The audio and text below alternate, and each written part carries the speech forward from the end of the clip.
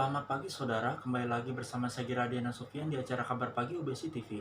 Saudara, berita pertama datang dari sebuah kasus pembunuhan terhadap seorang wanita di apartemen Jakarta Pusat yang telah dilakukan oleh seorang pria. Pihak kepolisian menjelaskan bahwa tidak terdapat adanya sebuah bukti tindakan kekerasan seksual yang dialami oleh seorang korban yang bernama Ade Yunia Rizabani atau seorang perempuan yang kerap dipanggil Ica yang telah dibunuh oleh seorang pria yang bernama Christian Rudolf Tobing yang berlokasi di sebuah apartemen daerah kawasan Jakarta Pusat. Dari penjelasan pelaku, beliau mengungkapkan alasan membunuh korban dikarenakan memiliki rasa dendam terhadap korban. Tak ada bentuk kekerasan seksual sama sekali. Tak ada. Ujar Direktur Reskrimum Polda Metro Jaya, Kombes Hengki Haryadi kepada seorang wartawan pada hari Sabtu tanggal 22 bulan 10 2022. Menurut Hengki, rasa dendam Rudolf terhadap Ica dikarenakan oleh masalah lingkungan pertemanan. Ica telah dituduh oleh pelaku yang dikarenakan telah mengkhianati lingkungan pertemanan mereka. Dan kemudian pada akhirnya pelaku Rudolf mulai ingin membuat sebuah rencana untuk membunuh korban Ica atas bentuk pernyataan yang telah diungkapkan oleh tersangka yang bersangkutan karena ada rasa dendam dan benci karena telah merasa dibohongi oleh lingkungan pertemanan mereka sendiri. Dan sampai pada akhirnya si pelaku mulai membuat sebuah rencana untuk melakukan tindakan pembunuhan tersebut. Dan dengan demikian tidak terdapat kekerasan seksual, tak terdapat hal-hal berkaitan dengan kekerasan seksual. Pemerkosaan tak ada dan sudah diperiksa juga tidak ada bukti adanya kekerasan seksual, ujar Panji.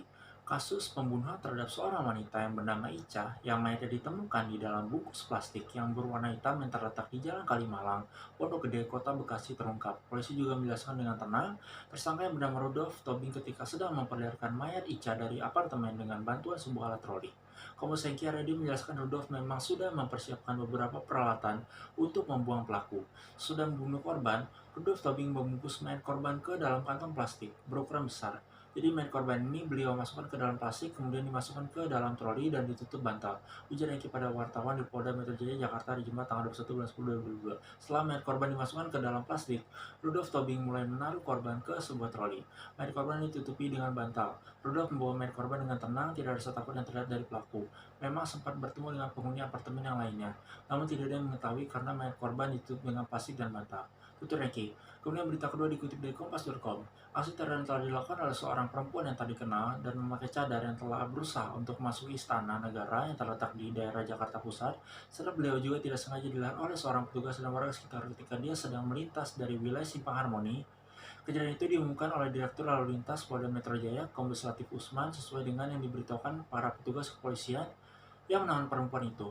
Ketika itu Latif berkata, petugas keamanan sedang melakukan pengamanan dan pengaturan lalu lintas yang dilakukan secara rutin di kawasan Istana Negara yang dilakukan pada pukul 7 pagi waktu Indonesia Barat. Para petugas keamanan sempat melihat ada seorang perempuan yang sedang berjalan kaki dari daerah kawasan Harmoni, kemudian mengarah ke daerah Jalan Merdeka Utara. Kata Latif pada Selasa 25 bulan 10 2022.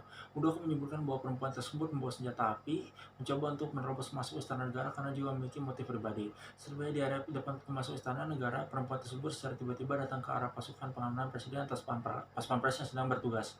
Beberapa saat kemudian, perempuan tersebut mengambil senjata api berjenis FN dan mengarahkan senjata tersebut ke arah petugas pas-pampres yang berada di dekatnya. Ketika itu, dia berada tepat di depan pintu masuk Istana Negara, dia mendatangi anggota pas pampres yang sedang berjaga. Dengan mengeluarkan senjata api berjenis FN, ujar Latif. Dengan diketahuinya kejadian itu, petugas yang sedang bertugas untuk mengatur lalu lintas pun segera bertindak cepat untuk menghampiri wanita tersebut dan mengambil senjata yang berada di tangannya. Perempuan yang bercadar dan tidak diketahui identitas itu segera langsung diamankan dan diperiksa oleh petugas beserta dengan para anggota pas pampres. Petugas langsung merampas senjata api tersebut dari tangan perempuan tersebut, kata Latif. Menurut Latif, para petugas di area tersebut mulai melakukan koordinasi bersama dengan jajaran Subdit Kamna Ditreskrim Polda Metro Jaya untuk menyelidiki kejadian tersebut.